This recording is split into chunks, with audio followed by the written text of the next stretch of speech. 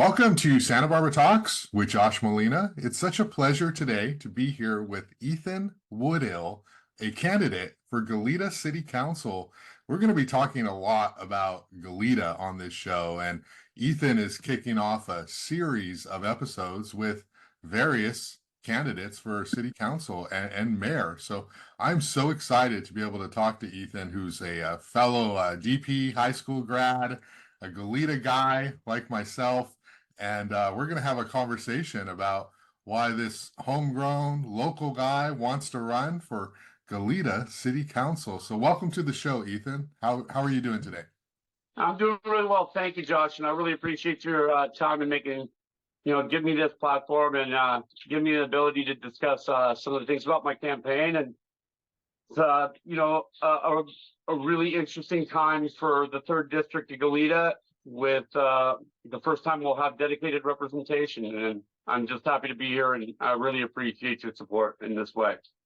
Yeah, thank you. I appreciate it. And yeah, we have district elections now, and so it really creates it's an attempt to create more fairness and equity and allow people to run, because you don't have to win the whole city, you just have to sort of win your district. And I know there's a contingent of people who are trying to cause some upsets, in the balance of power on the Goleta City Council this election in District 3, District 4, and of course, the mayor's race. So let's dive right in, Ethan.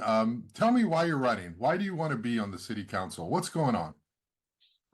I'm going to start with a few things that we'll start with the beginning of the Restriping project and some of the early parts of it.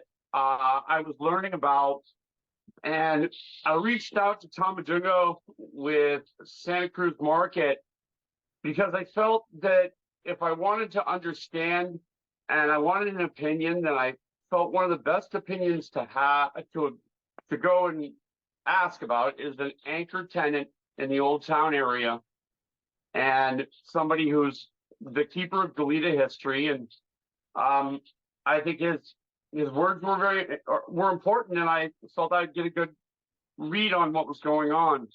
And Tom sent me a copy of a letter that he sent to the Goleta City Council, and it pretty much stated that there was nothing wrong with Old Town.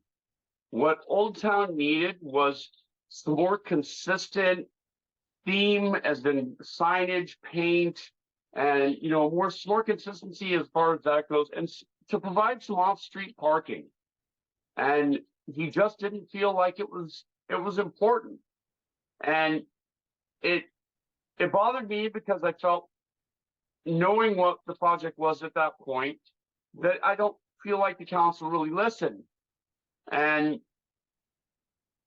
it's important right now. We're seeing, especially last Tuesday, some of the implications of, I think, some people clearly getting left behind in that process.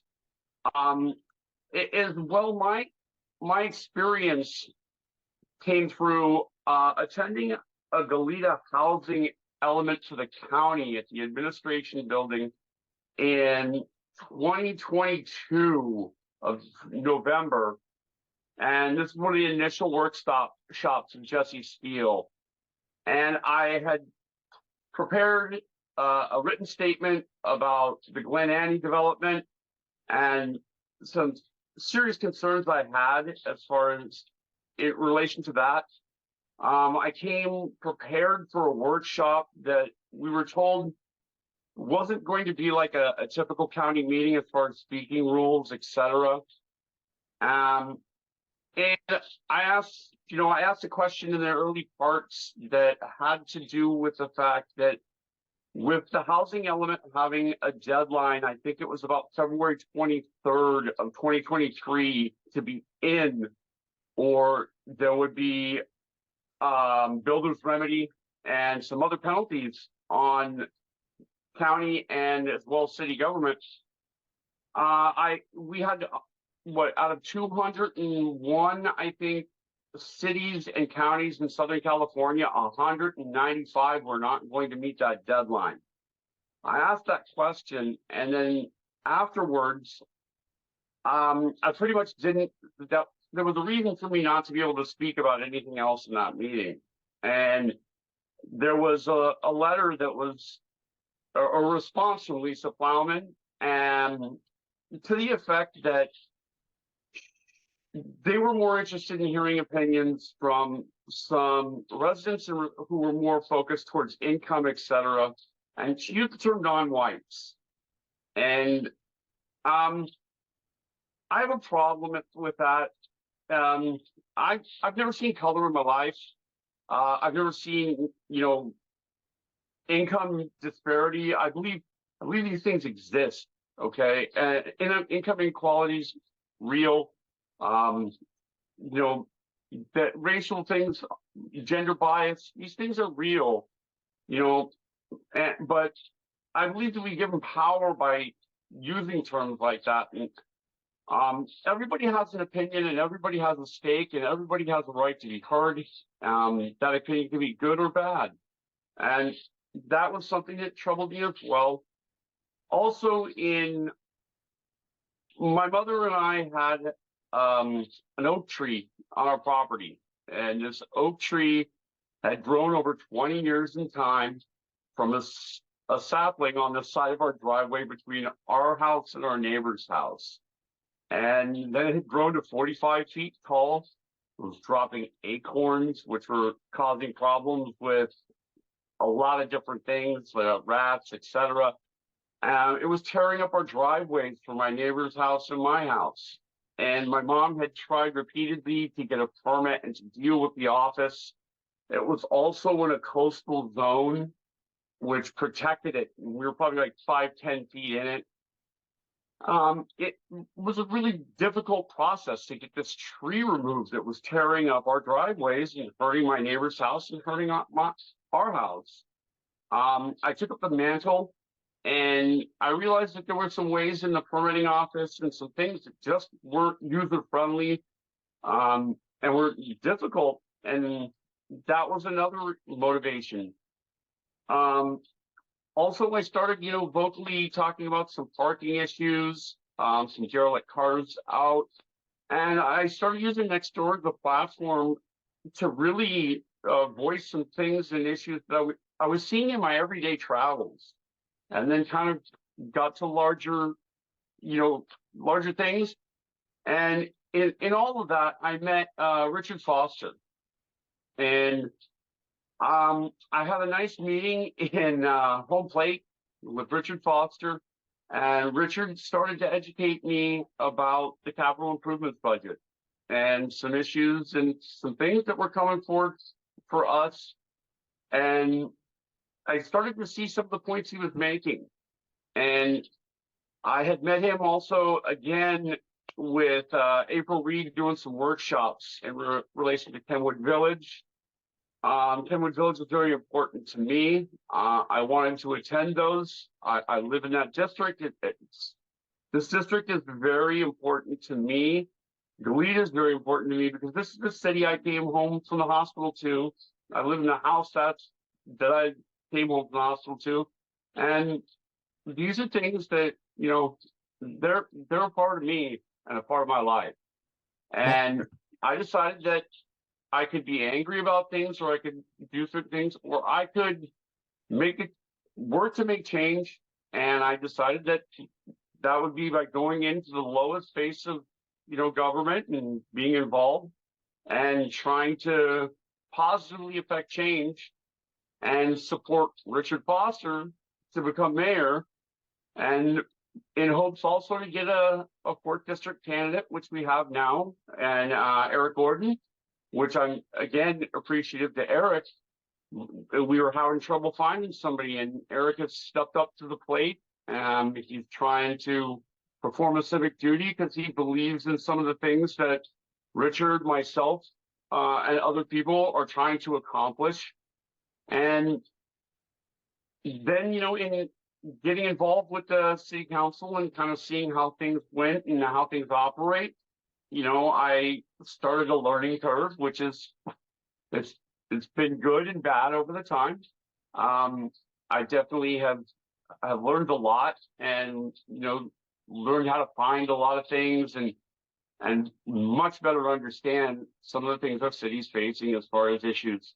And I'm just happy Richard Foster's the man for that job, and I'm happy to support him in running for mayor.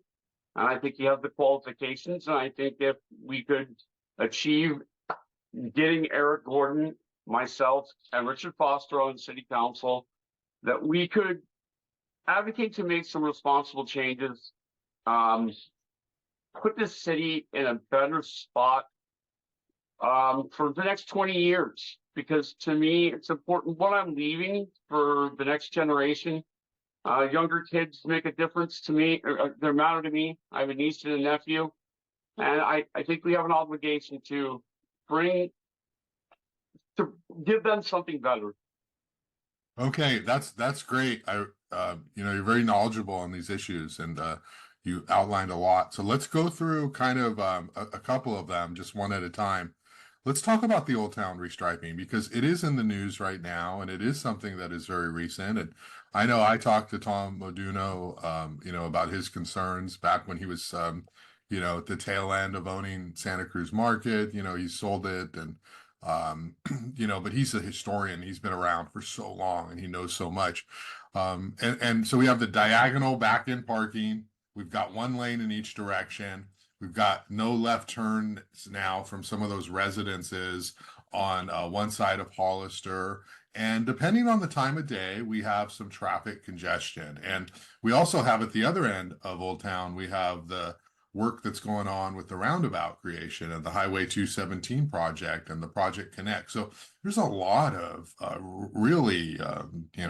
a lot of stuff going on in Old Town right now.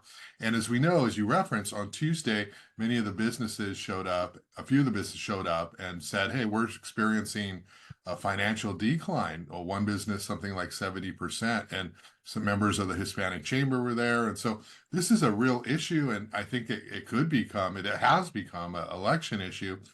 And, no matter where you stand on this, it's something people are talking about. And of course, there are businesses who do support the change in Old Town as well, to be fair. But Ethan, what's the problem? Like, what did they do wrong in your estimation with this whole restriping thing? What's happening that's hurting the community?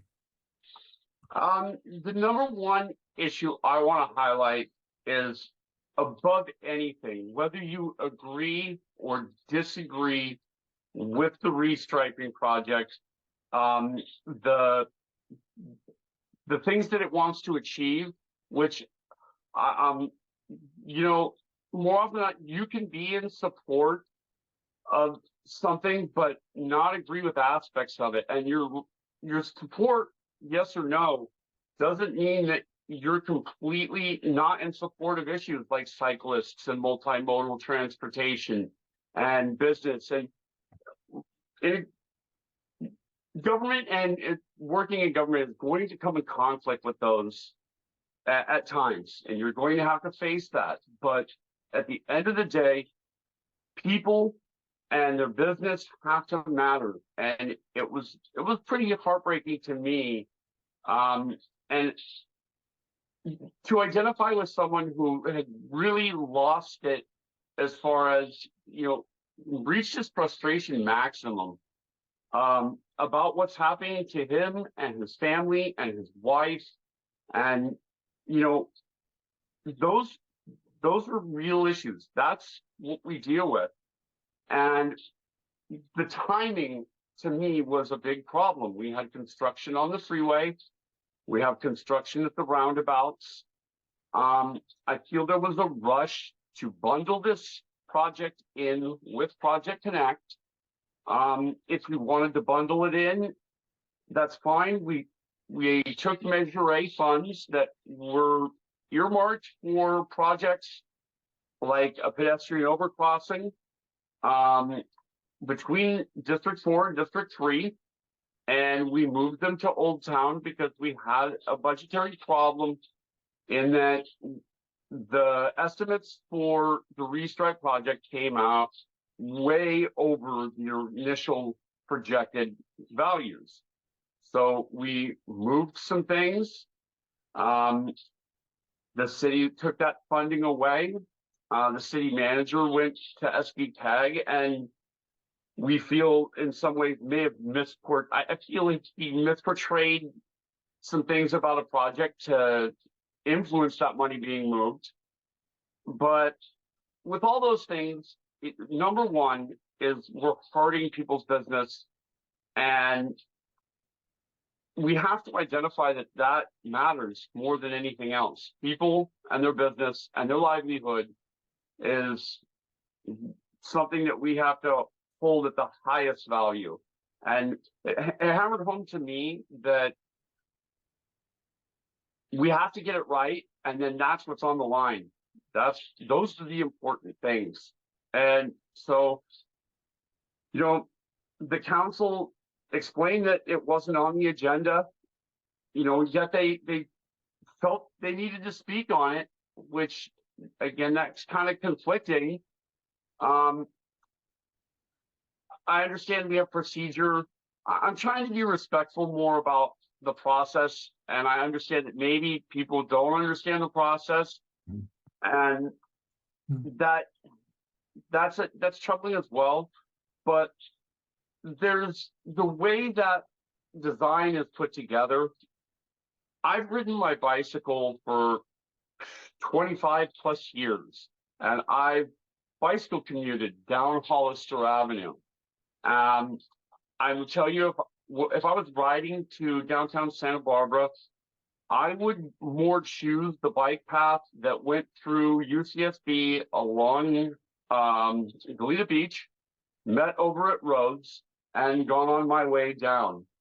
I believe that if you were going to ride your bicycle through an Old Town area, I feel a bike path would be better served on some of the surface streets and feed yourself down into Old Town area rather than riding on Old Town itself.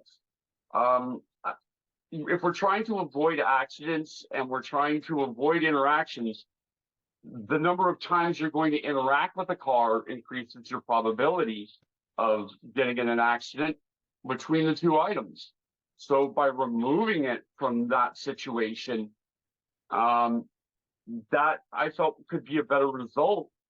And you can still partake in all the great things that we want for Old Town.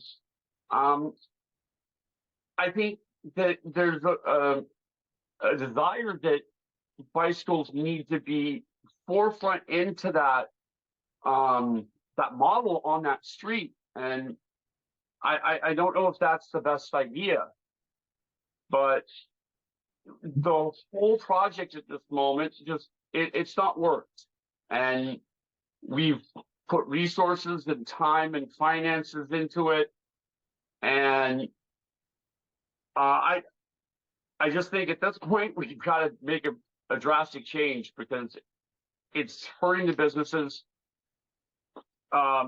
We had a lot of people show up. They spoke to the Hispanic Chamber of Commerce. They do not feel that people are representing them. They have trust issues. Those trust issues are founded, I believe, because the process has not really been done the best to serve them. Yeah. You know, Mayor Paula Perotti said in the meeting that, you know, it's a temporary restriping. And so I think that they should really think about that, you know, that if in fact a significant number of the businesses there and the people who actually use Old Town on a daily basis, and I know, you know, at least two of the council members who do, and I know that they care about it. They have a different perspective, but I know they do use Old Town. But if they hear from the real people who use it, they should listen, you know? I mean, if it's a temporary restriping, a pilot project to see, then, you know, that's sort of the basic thing of government is you listen and you adjust and you respond and, you know, you move on with your life. So it'll be interesting to see if they put their money where their mouth is, because they've said so often, this is a temporary sort of restriping. So making it sound like on any given day, you can temporarily unstripe it back to the way it was. So we'll see if that happens. And I think they should listen to the businesses. I mean, if it is true that a business has lost 70% of its whatever revenue or business, that I don't think anyone would have wanted that to happen, you know, because one thing about Old Town is it has worked from a business perspective. You know, it's sort of like Milpa Street in Santa Barbara. They don't get all the attention like a State Street does, but these these business sort of areas that are populated by working people who live in those areas, they kind of make them work. And it's not pretty, and they could use like facade improvements, and obviously there's a huge parking deficit. And but but if it works for them, you know, the question is, what do you want to change? Now, of course, safety is a huge issue. They keep saying, you know, and there have been some fatalities and all of that, and so that is a real issue. But I think you know, you're right. You've addressed a point, is that if it's a temporary restriping and there's a major pushback, then maybe they can temporarily go back to the way it was. So we'll see if that's a backlash during the election. And I just want to clarify one thing, Ethan, because a lot of times people who protest infrastructure changes involving a narrowing of streets to encourage more bike and pedestrian activity, they want to label those people as being pro car or anti-bike. You're a very athletic, fit guy. You know, you ride your. Can you talk? I mean, you're a bike rider, right? You're not a pro automobile, no climate change, like pro car kind of a guy, are you? I think I lived in San Francisco for 5 years. I lived in San Diego for 5 years. I believe that multimodal transportation has its place. I think where that will be and shake out, we will see. But I want to also, James Kiriakou has done a lot for Old Town. And Old Town has needed some of the things that got done. And I don't begrudge James. James has a great heart. He's a really good councilman in a lot of ways. I think there's some things that haven't worked at this point, which we're seeing, but I don't want to take away from, you know, James's service to the city of Goleta and an asset he really is. I want to make sure that I'm a little more positive in some of the things I say. Some people think that I have a negative tone, and I'm trying to take that to heed. But when we get down to, you know, some of the issues, we value engineered this project. We didn't address ADA issues. Yeah, if it could be taken away, we should take it away. We spent a lot of time after that at the meeting, the city council meeting, talking about parking issues and other items that were occurring that have to do with Johnny D. Wallace, that have to deal with our Armidos and those corridors. We've got employees with a 90-minute policy that's not really working as well. I think, yes, we need to take quick action to pull it up, but I think that holding your beliefs on a project, bicyclist or not, we have to deal with everyone. I'm looking at. I love this town. I've worked in the restaurant business for. I had a 26-year career. I worked every position in the restaurant business. I've been in a dish pit. I've worked as a prep cook. I've worked as a line cook. I've ran food. I've been a server. I managed restaurants. I've worked for hotels like Bacara. I've done a lot of different things. And so everyone from the front to the back of the house, from bottom to the top, matters to me.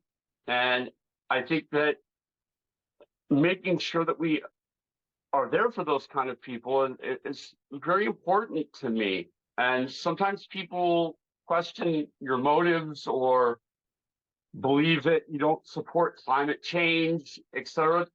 Again, you can you can disagree or agree with an aspect, but you can still believe in the concept.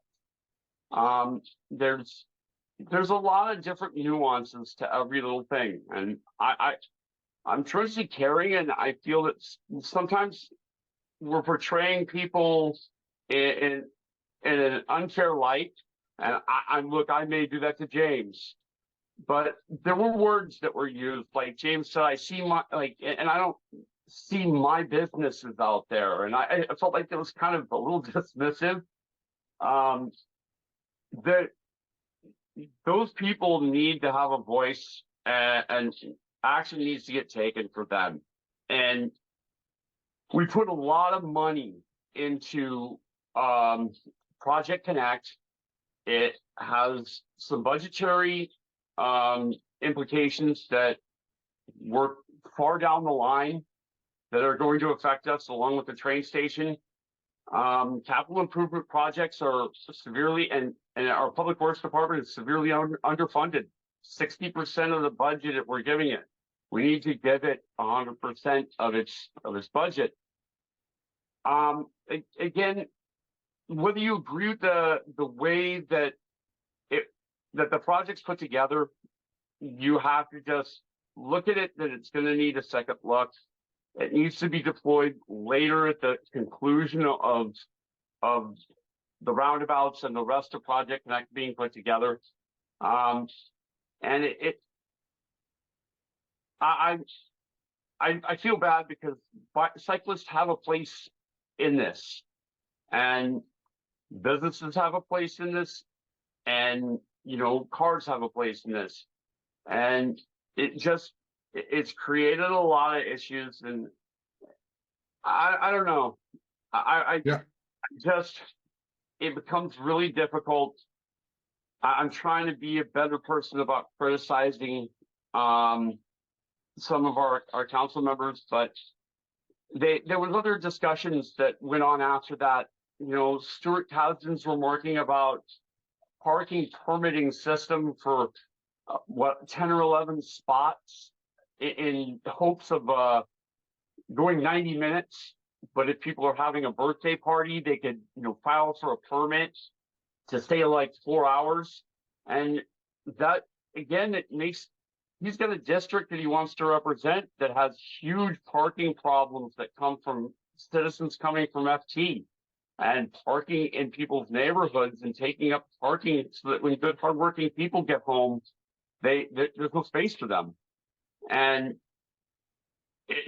I've asked the council to deal with those issues, and for him to bring up a permit system for 11 spaces, but not advocate for his neighborhood and his neighbors, the permitting system that would bring benefit to them. It's just, again, it's a priority issue. Yeah, let me I'm kind of getting lost a little bit, and I want to bring it back. So no, well, I do want to say though, I interviewed lots of candidates over the years, and you made some comment about how people might assume you're negative, but I will say that you have specifics and knowledge, like you know what's going on, like you follow these things, and so that's impressive. And I think people should know that, whether they agree with you or not, the history and what's happening in your town, and that's a mandatory prerequisite for anyone who wants to be taken seriously when running. And and I think we agreed, and it's no secret, I think James is a quality, strong member of the city council, and he loves Old Town. So you guys may disagree on this issue, but I know he's listening. I know he's hearing what everyone's saying, and he's not just blindly ignoring you. I know he's listening. But I wanted to talk to you about housing. So let's transition a little bit. You mentioned the housing element meeting, and I think I saw that meeting, and they sort of said, we already took public comment at the first meeting, and I think the first meeting was like in Santa Maria or somewhere else. And so by the time it got here, it was one of those performative meetings. It was like, we're going to do this because we have to do this, but this is just part of us meeting our legal requirement. And it did not feel inclusive of members of the public. Let's talk about housing. Santa Barbara County the state approved that housing element. So much of the housing is on ag land right on the edge of the city of Goleta. And this has been a big issue for a lot of Goleta residents. And that Glen Annie Golf Club proposal is going to have impacts if it ever gets built. But I know a lot of people have had concerns about that and other ag housing projects. Can you talk about the county and the housing and sort of dig a little deeper into what you were talking about at the top of the show? What's going on with housing? And obviously, I bet you agree we need housing, but we're talking about these sites being questionable, right? Let's start with I think we'll start like where I'll start in let's go with the whole model on the top, and let's start at the state level. Okay. Scott Wiener, the member who's the head of the housing commission, he is chair. His funding comes from developers, engineers, private equity, tech companies, charter schools, and there's an intersection in an area called prop tech, which has really come into light in these last couple of years, really kind of taking a light speed approach, and it has participants in it. Yardy is one of those as well. And he doubled the numbers as far as our housing requirements. He put some stiff penalties in there for not being able to address these issues. And look, Goleta hasn't, and Santa Barbara County for that matter, hasn't grown on a level that it should have to accommodate some of these things. And we've seen those impacts on rents and inventories and a lot of areas like that. And we do need to address those, but the penalties and carrying out the model that we're getting from this, they hit us when COVID was happening. Staffing at county and city level was low. It forced a lot of the municipalities to seek outside help from contractors.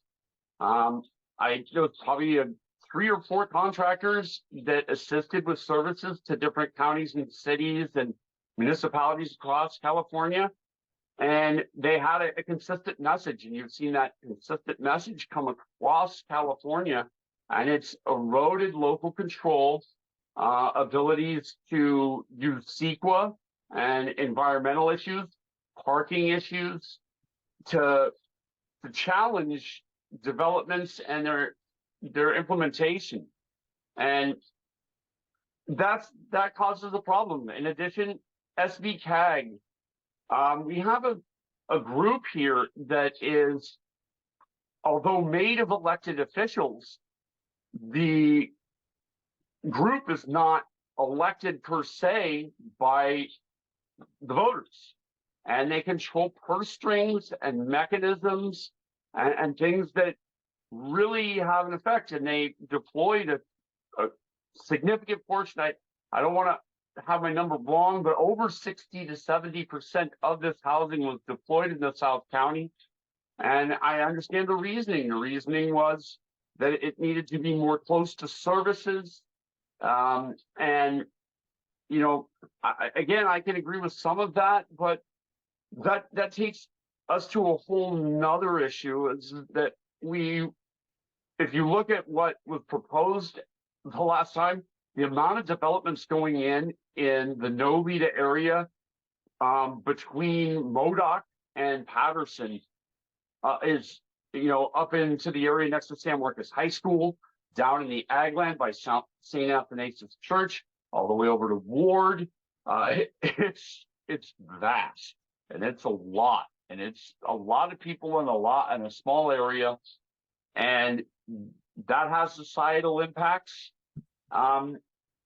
That creates, the county, and the county has stated, in a lot of ways that, they and our local officials that they had to accomplish this task, and in accomplishing this task, they just had to make some decisions that, they may not have wanted to.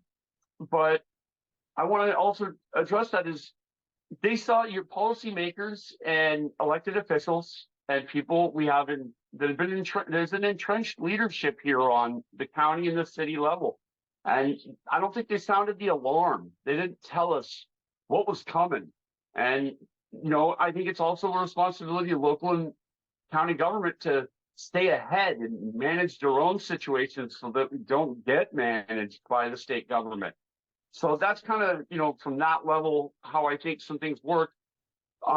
Coming down, you could tie things from different places, but coming down to that county level, we put a lot of these developments. The county is putting a Glen Annie development on one side on the border of the city of Goleta. That development would tax city services and infrastructure greatly.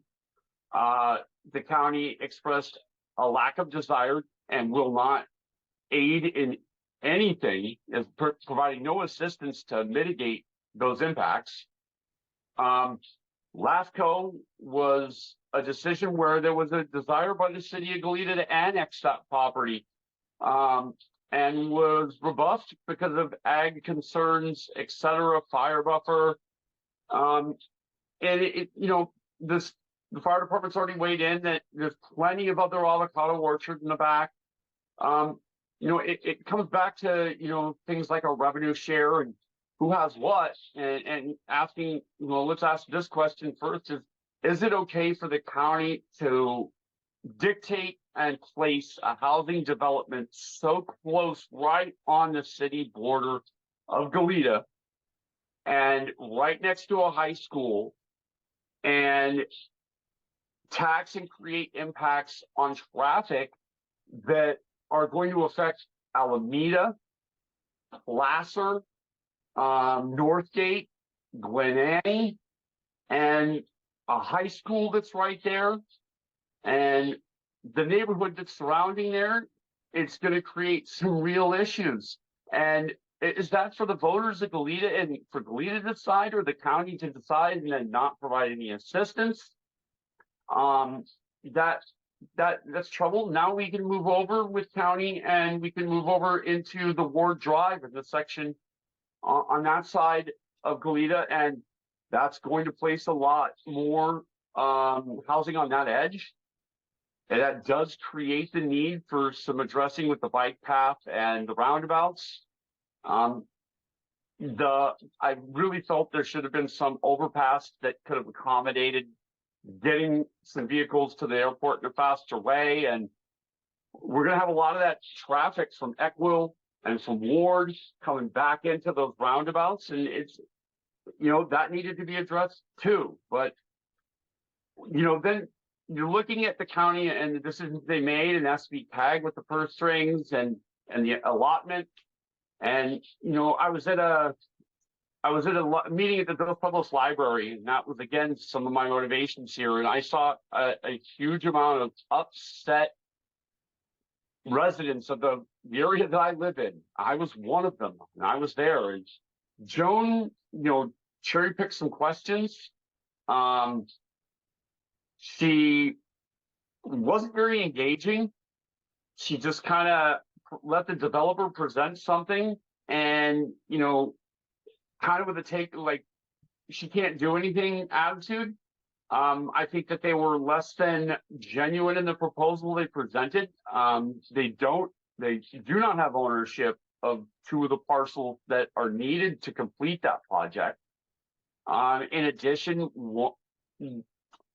Joan Hartman's returning money from developers after she successfully held her county supervisor position, and I believe in an effort to try and take back or gain control of those two parcels in effort to get this built, including one of those parcels who's recently purchased by some individuals. And again, that is an issue. Is it good for her to use eminent domain to try and take those parcels? There were some agreements that were in place under the golf course, not housing, but under the golf course, that could possibly pay a way to do that. Is that a good idea? Let me ask, let me just, Created a lot of issues with taking down controls and eroding where they don't want to do the traffic studies because they know that the numbers aren't going to reflect well and don't support the development in the way they put it. yeah, the state law has allowed for a lot of these projects to move forward without the typical CEQA environmental review. And so you're seeing the developers sort of benefit greatly from that. Let me ask you a question, and then I want to move on to your personal story. I want to come back to one moment. I'm sorry, because it's really important. Sure. And this is where I tie a lot of things in. Let's get to that local level. There's two projects in my district, in District 3, that are coming up, and that's going to be a project on Calusa, right next to the mobile station. And then there's Kenwood Village, which is in an agricultural area that has been developed with some housing, single family residential. And then also has, you know, it was originally a development for 68 homes. It started in 2012, 2010. The newest version, which I've yet to see, it was put together, and 2016 was its last amendments, and it has blossomed into 190 units. And it really asks the question, and this is part of what goes to the heart of what the housing element problems. Is it good to put something that doesn't reflect the scope and the scale of the surrounding neighborhood in, and not reflect a single family residential neighborhood, which is going through its changes with ADUs and parcel size? Is that okay? Or could we look for other options and more creative ways that we could better address the housing? We don't have a lot of areas to develop. We need to make sure that we maximize the concepts and the way we build these developments, because we can't make mistakes and miss. And anytime we use one of these parcels and we don't fully maximize its potential, we miss an opportunity that we're never going to get back again. And Kenwood Village is so important. April Reed has gone through some struggles, and she's taken this as a cause, and take some criticism and some gas. And to me, she has the greatest intentions, and she's doing a noble cause.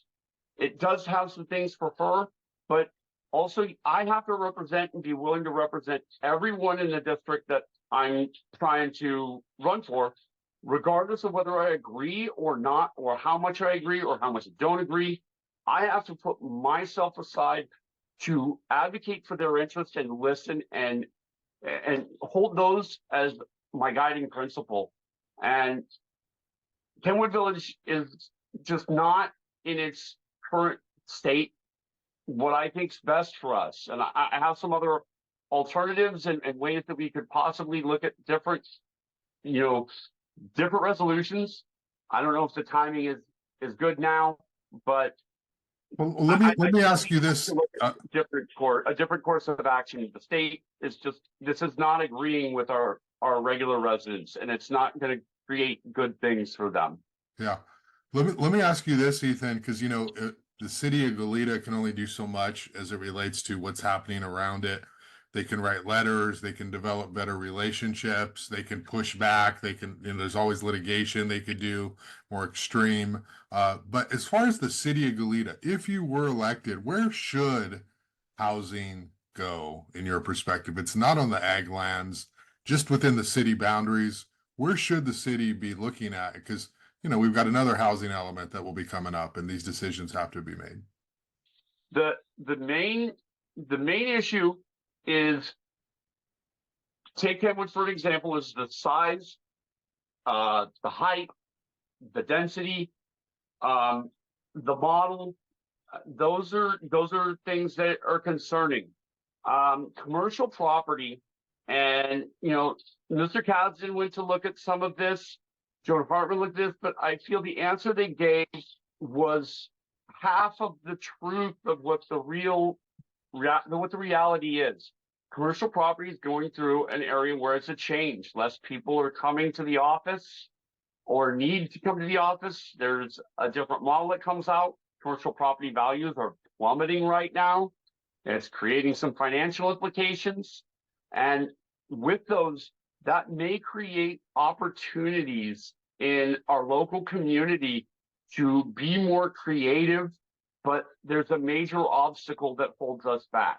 And that is a commercial leaseholder to have to take their property and create a retail or a commercial residential model and have that requires zoning, and it requires a reassessment of their lease and a renegotiation and pretty much a new lease agreement along with the zoning. And that reassessment is something that they're not willing to do because that's going to create a huge tax implication for them, and it's not advantageous for them. And that, again, we have to seek creative options to address those issues. We can get those things, address zoning, see if we can mitigate the impact to the property owner, which would want to get them to rezone, renegotiate that lease, change those models to a commercial residential development.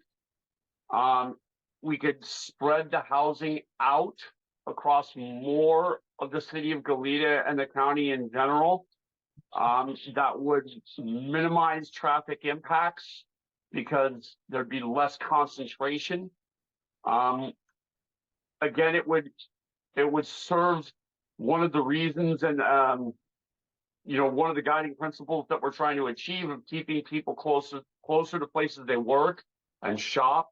So we drop commute times because we could actually put maybe bodegas or a grocery store, a small market on the bottom of an area, or small shops, which I could see for local business owners that help our economy and aren't large, retail groups that, they serve a different purpose. And, we want to build that local income and that healthy local economy. But we can achieve this, I think, by, swinging.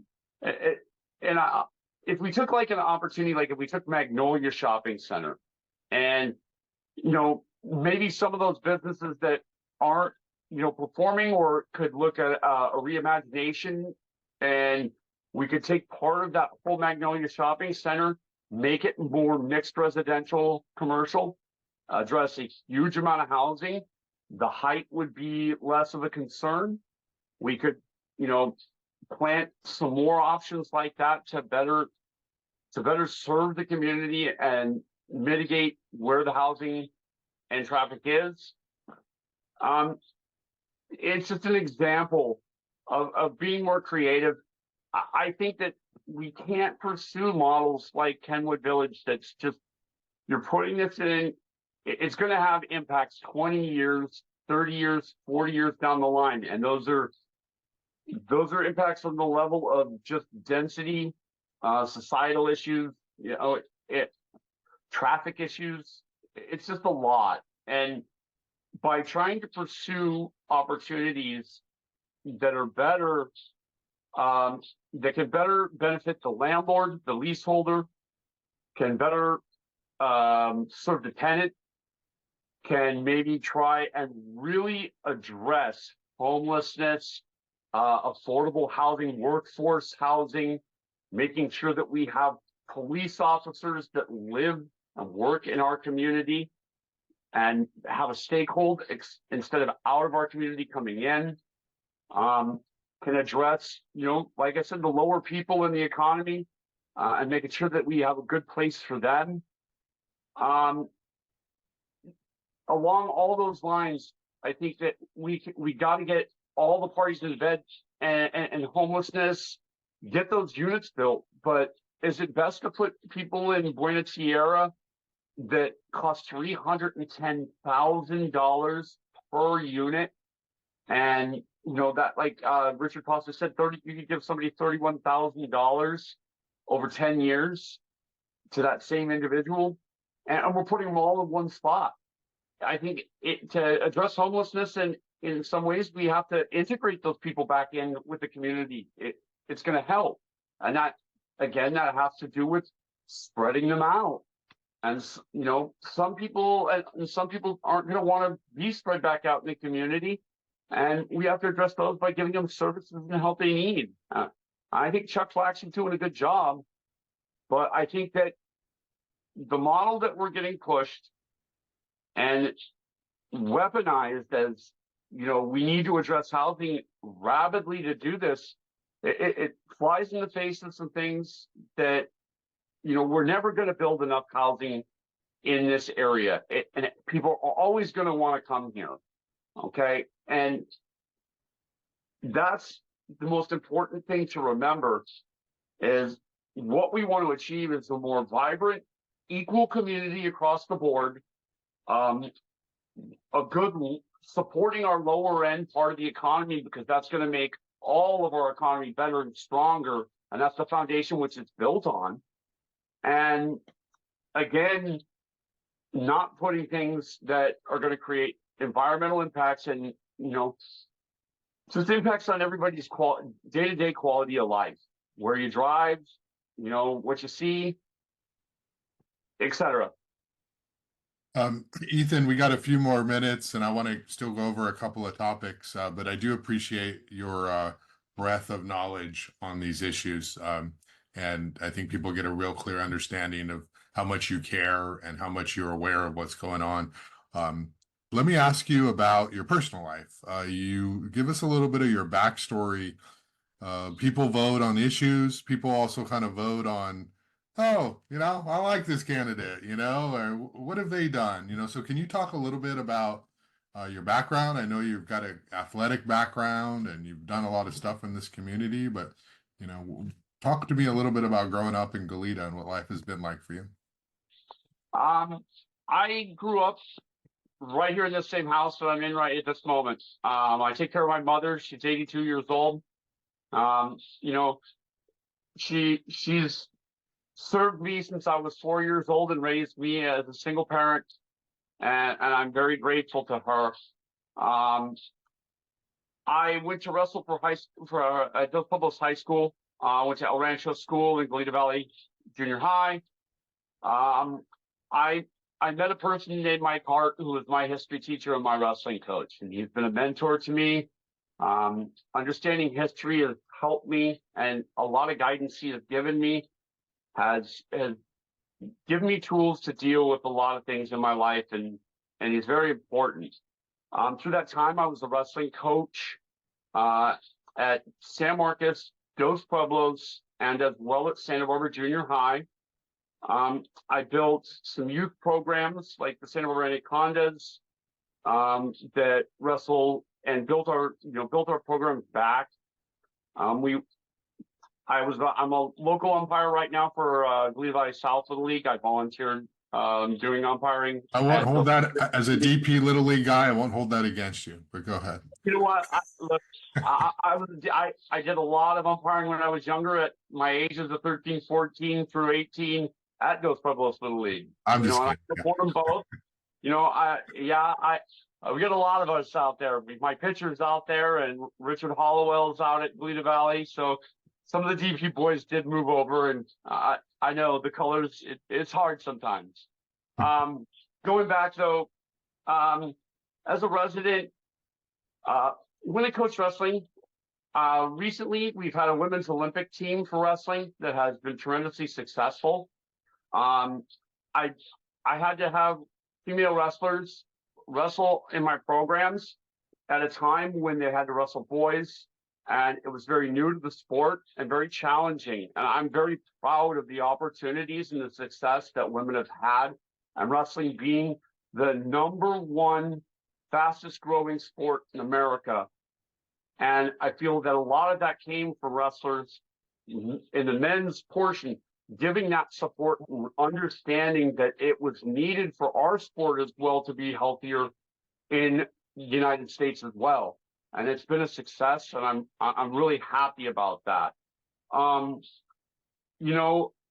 throughout, growing up here, my time in the hospitality business and a lot of different other places, just I know what the Goleta Valley is all about. And again, like with Tom and Santa Cruz Market, history is important to me. And what we see for this, the character of Goleta is so important. It's so important. And that speaks to Old Town again, it's got significance historically, and it's got significance to just people. And there's a vibe in Goleta that's very important, and it's very important to recognize it and to make sure we protect it. Let's see. I think that in this area as well, we've had representation from 2 districts and 1 and 2 that were on the far side of town, and the western side of Goleta has just not gotten the attention I feel like it should. And it suffered during the time with the other 2 council members being in a spot without us. But I'm looking forward to moving on, and I'm looking forward to opportunities that we can have in the future. What was let me ask you this, Coach Hart, what was the biggest lesson? You said he was a mentor of yours. What's the biggest life's lesson, or one of them that he taught you about how to approach situations and challenges and conflicts and problem solving? Because when you're wrestling, it's so much about your own discipline, your ability to rise to the occasion, and you're going against someone who's doing the same thing, and so these are sensibilities and mentalities that you must carry through a lifetime, especially if you want to be involved in public discourse. But what would you say were the biggest lessons he taught you? Your government doesn't tell you the truth, or your government doesn't. It tells you the truth. It just doesn't tell you the whole truth. Okay. Who writes history? The winners. Mm-hmm.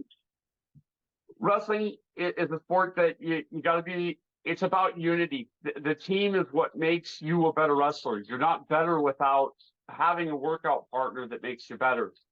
It's a sport that takes a lot of dedication. Coach Hart's he's been a mentor to a lot of men, and he's a significant figure.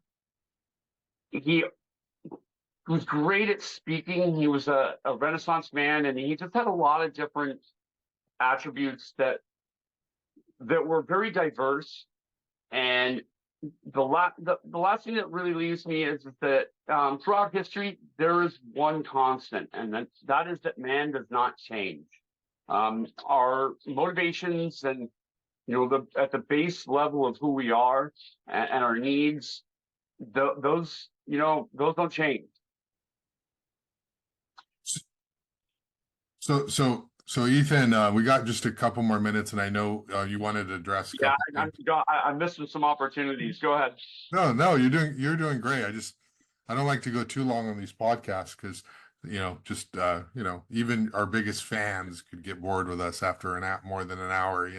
So, but I wanted to ask you about Nextdoor, only because it's popped up on the campaign. I'm a journalist, so things come up, I hear things, but you're pretty active on Nextdoor, and I guess you told me you were banned. And so for anyone who has any concern about what that means or what that is, can you just walk us through what you were doing and why you think it's entirely unfair?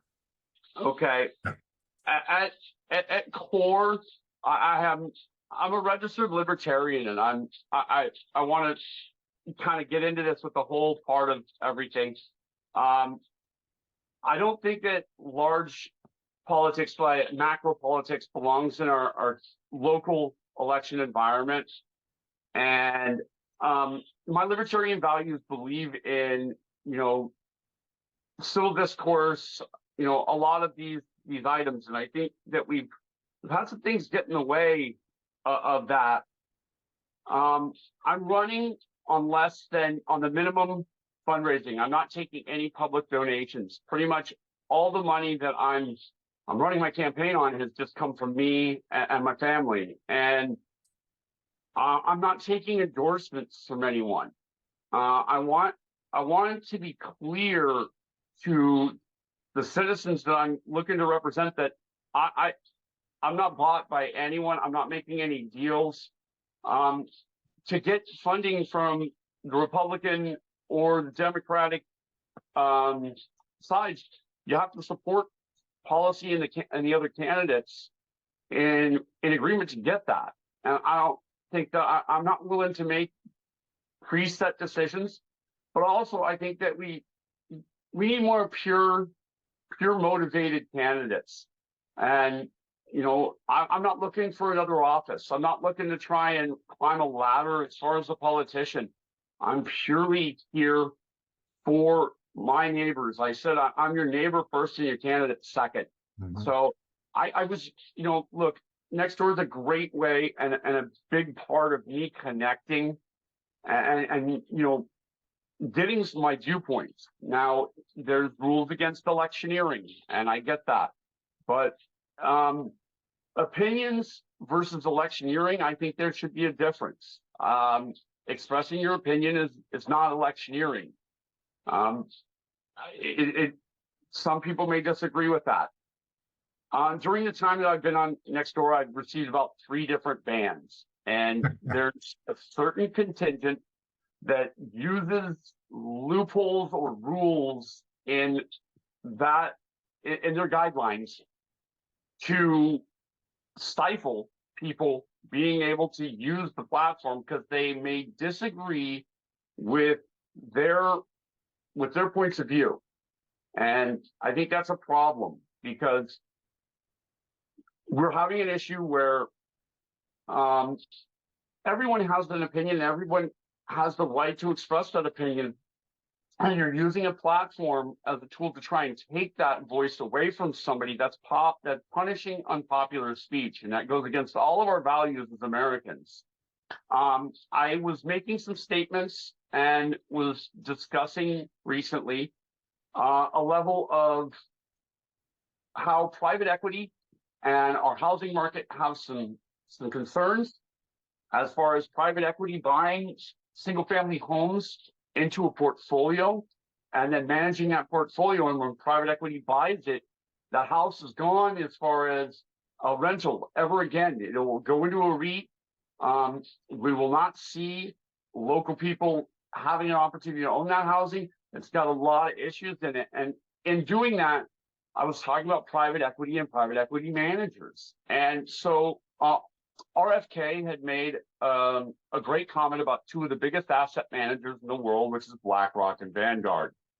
And I just posted a clip of his comments about BlackRock and Vanguard, and I was banned for discussing national politics on a neighborhood site, and that it wasn't relevant. And I responded and appealed on the level that it spoke to what I was discussing, and it did have implications to the local market. And I was tying it in that it was. I also pleaded that if they disagreed one way or another, then why not just take it down and not suspend me? They were very quick to decide that was not their choice. The city of Goleta uses Nextdoor as a venue, okay? They use that venue to communicate. And so if a city is taking use of that avenue, I think that it's very important that they adhere to respecting some of our basic freedom of speech and freedom of expression. Now, when you get to the level, there's been some people who partake in Nextdoor, and there's a lot of problems. I may have contributed to those. I really want to make sure I take ownership on certain things, but I've had certain individuals who my mother has used Nextdoor at times, very infrequently, but she's used it at times, and a couple of times during when I was banned, and she got accused by certain individuals of being mean, and that harmed me a lot in a way that, like, you can do a lot of things in this world, but you start hassling my mom, like that hits real tight to me. Okay. Also, some people have sent me some messages about my political campaign and saying, I'm going to do whatever I can to keep you from being elected. They've harassed my posts. They constantly come with little snide comments. On a platform from next door, is it really necessary for you to come in on my discussion, or would it be better that you express your opinions in your own post on your profile? That's a question we have to ask ourselves. And also, are we going to let people weaponize something? And somebody tried to label me, from what I've heard from some people, they're trying to portray me as what they would call a Trumper, and that accuse me of being racist. And if you look on my group on Facebook, for my political campaign for electing, I've asked people throughout my life who I've coached, who I've interacted with, who know me at the best across all levels, to speak in defense of who I am, because I believe my record speaks differently. And we need to address that the accusing someone of racism has no place in our society. It's toxic and it's not okay. And making assumptions and tying them for whatever cause you believe noble or not, to try and sour a person's ability to try and take part in the democratic process, people need to look in the mirror, because that has a lot of repercussions, and that speaks to why we're having problems with people communicating. I'm approach everything with an open mind, the desire to reserve the right to change my mind if convinced on any subject, to be available and open to that process. And that's why the motivations for my campaign and not taking money, and not subscribe, not taking endorsement, because I just really I want to be here for my community and the residents here, and that's important. And I also think that trying to punish people or paint people in a different way, or use a platform for a candidate like myself who doesn't have a lot of reach, to try and take that away during a key portion of our election, I think it's wrong. Did you write an appeal letter? Did you say, hey, reconsider? Did they have that process? You're allowed to appeal, but you only get 300 characters. Okay. And I stated, look, it was irrelevant as far as it was relevant to what I was saying, and it did have bearing towards local issues, number one. And number two, the reason of taking it down and suspending someone for an entire month, okay, that has implications. Is that what we really want? And I'll let other people decide that. I think I'm going to move away from next door. I'm going to start posting some videos, taking topic by topic onto my Facebook page. I didn't want to use Facebook as far as for my election campaign, because a lot of people don't use Facebook for political needs, and it's a way for us to connect with people's families and pictures and a lot of different things. And so I was really reluctant to use it as, in that form. I really want to be considerate, and I'm just having to make some changes and adapt. And again, throughout all of that process, I look at those things introspectively. I hope everyone else will too. and just consider that, you know, what happened in that process, that's not who we want to be as a community. Yeah, it's a tough thing because, as we know, the First Amendment exists to protect free speech, and that includes popular speech, but where it's most important is to protect unpopular speech. And that's what makes this country so different from so many other countries. The problem you run into, though, is, and people misinterpret this, is that these tech companies, it's not censorship for the tech companies to ban you legally because it's their platform. The First Amendment protects you, Ethan, and me, Josh, from publishing on our own individual platforms. It does not protect us to publish on other people's platforms. So it's a tough thing because these tech companies have basically these monopoly, like Google, they can do whatever they want. They don't want you on it, the unpopular speech, they'll take you off. And Nextdoor or whomever, even Facebook does this as well. So I think that, the things you have to say, you're just going to have to publish them on your own platform, on your own website, and you're just going to have to do it that way because, but the problem with that is, we're much bigger on these tech companies, they're much more visible, so it's tough during an election. But I do think that you and anyone should be able to say, just about whatever they want when it comes to their views on issues. And if people don't like them, the greatest response to that is, well, don't listen. But to try to stop you from doing what you do, that's not right. If I don't like someone's views, then I don't listen to them. I turn them off, and that people have that right. But I wouldn't go out and say, we need to stop that person from communicating to everyone else. That's a little extreme. And so, we'll see how that goes. But Ethan, I wanted to give you just the last couple minutes here to wrap up. Tell people what we didn't talk about, what you want them to know about your candidacy, how they can reach you. I know you're not taking endorsements, but I'm sure you need some kind of in-kind support. I'm assuming you're going to be knocking on doors. I'm sure you wouldn't turn away people knocking with you. Just, whatever you want to share with the audience that we didn't talk about, just take this opportunity to wrap up. Yeah, there's a lot to cover when it comes to what's going on and what we're facing as a community. A city and state and national, and things are in flux.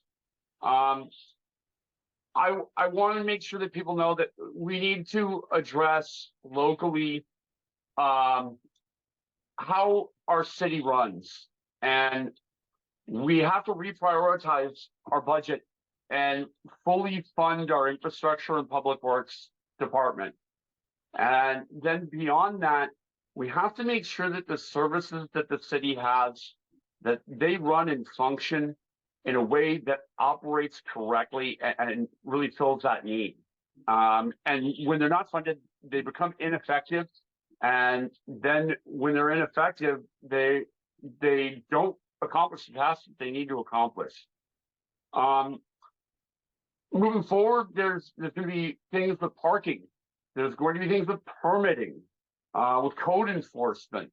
And I'm going to tackle some of these things about, how there's some conflicts going on. We're also going to really have to analyze with our city council what entrenched leadership that's been there for a long time on one side that doesn't feel a threat to itself on re-election or moving forward, it loses its ability to have to respect the public as a whole, and it starts to become a little lopsided. The council was speaking at the end of Tuesday, and I'm going to leave it with this. In general, they were speaking at the end. They're getting ready to go to Cal Cities. It's a conference in Long Beach. It's going to be in October, and Paula Prodi, they have to elect some representatives to vote on the agenda items of policy that Cal Cities may push and move forward towards the state government. And they were talking, and everybody was reluctant. Nobody wants to really be the person who has to stay around and make that vote. And Paul Prodi made the comment that I can't believe we're all driving down in separate cars. That right there is going to illustrate something for me, is that we're pushing a $30 million plus train station that is having change orders and is raising in price constantly. And we have city council members who are driving individual cars to a function in Long Beach that is available by rail and metro. I'm not running my campaign and taking all this money because I don't want to put paper out on people's doorsteps that's against the environment. And I don't want to put signs on people's lawns because it's bad for the environment. And I'm trying to talk the talk and walk the walk. So I'm challenging the city council. No, you can't do that. As far as if you want to talk the talk, you got to walk the walk. In that general, also, Mr. Townsend kind of made some comments to Mr. Kiriakou, in effect, about something that I maintain about the west side of Goleta and the east side. He calls Mr. Kiriakou an east sider. And I can't help but feel like he was mocking me as far as what's on the west side and what's on the east side. And also they were kind of pretty jovial at the end of the day, where some people had voiced some pretty sizable frustrations about things that are going on in their life. And it kind of felt dismissive in a way. And so we have to decide what we want for our council, what we want for our community, and what we want, for representatives going forward. And it's going to be really important. I want a community that's vibrant, that reflects everybody from top to bottom, that promotes more opportunities, better income, and a better life for everyone.